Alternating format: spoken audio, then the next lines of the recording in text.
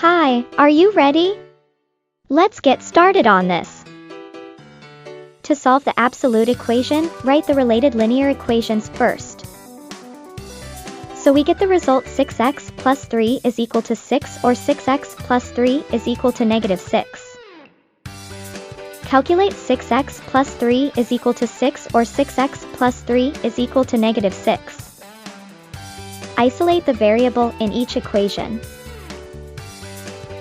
The result is 6x is equal to 3, or 6x is equal to negative 9. To get the value of x, we need to convert the coefficient to 1. Divide each side by 6. We obtain 6x over 6 is equal to 3 over 6, or 6x over 6 is equal to negative 9 over 6. Simplify both sides of each equation. So the result is x is equal to 1 over 2, or x is equal to negative 3 over 2.